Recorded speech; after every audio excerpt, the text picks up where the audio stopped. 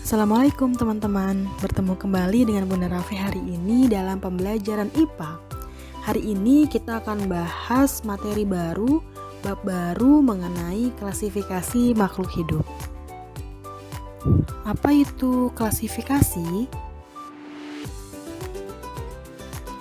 Klasifikasi merupakan pengelompokan makhluk hidup. Nah, di sini ada gambar klasifikasi sayuran dan klasifikasi hewan herbivora, di mana pada klasifikasi sayuran ini berisi berbagai macam pengelompokan sayuran, dimulai dari ada brokoli, ada wortel, ada kol, dan sebagainya. Itu merupakan semuanya sama-sama sayuran. Begitu. Kemudian ada klasifikasi hewan herbivora, hewan pemakan rumput. Di sini ada gambar jerapah, kelinci, kambing, sapi, dan sebagainya. Kemudian, apa itu makhluk hidup? Makhluk hidup merupakan struktur biologis yang mampu merespon perubahan lingkungan.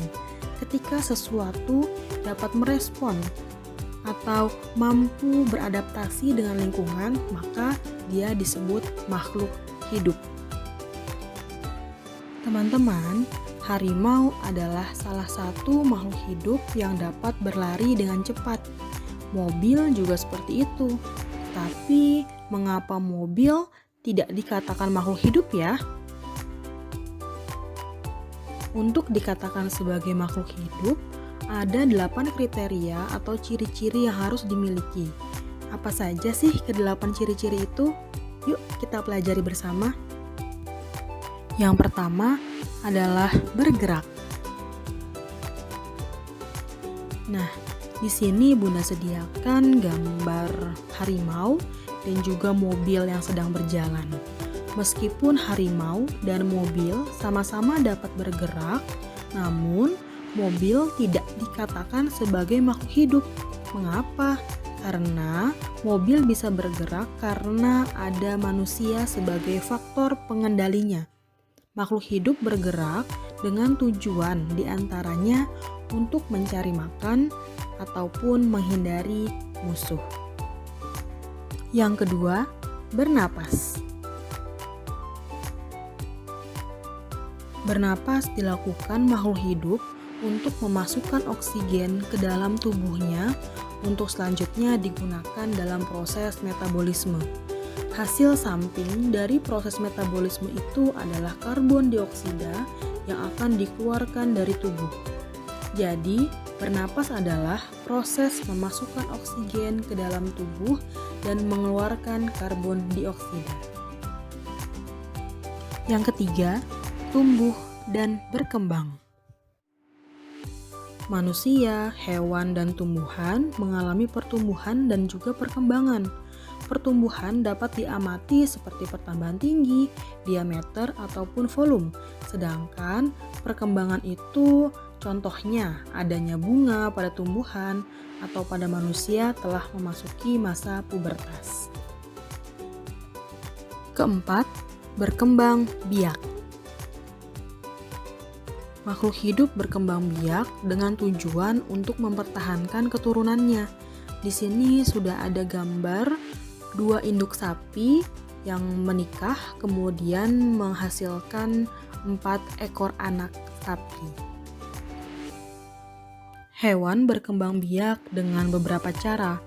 Ada yang ovipar atau bertelur, contohnya adalah ayam.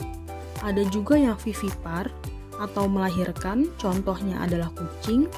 Juga ada ovovivipar, bertelur melahirkan, contohnya ular. Pada tumbuhan juga sama, ada beberapa cara untuk berkembang biak.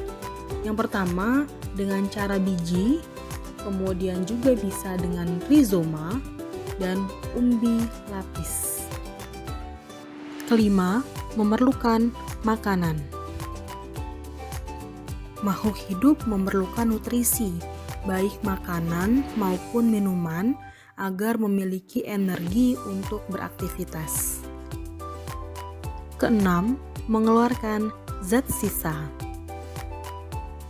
Proses metabolisme tubuh yang terjadi memiliki hasil samping atau sisa yang bersifat racun sehingga harus dikeluarkan dari dalam tubuh.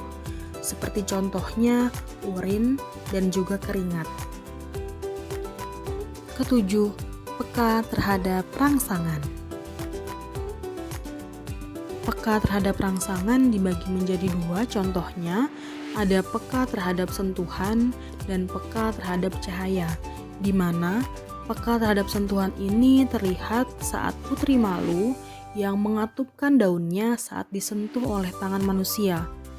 Dan juga ada kaki seribu yang ketika disentuh oleh tangan kita maka dia akan menggulungkan tubuhnya. Kemudian untuk peka terhadap cahaya contohnya adalah ada seseorang manusia yang akan menutup matanya saat terkena cahaya matahari yang menyilaukan. Kedelapan, mampu beradaptasi. Adaptasi adalah kemampuan diri menyesuaikan dengan lingkungan.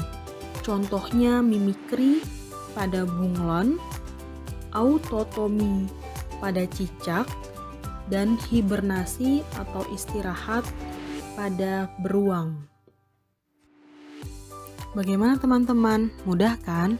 Setelah ini akan ada worksheet online yang akan teman-teman kerjakan. Pastikan tuntas menonton videonya ya. Thanks for watching. Wassalamualaikum warahmatullahi wabarakatuh.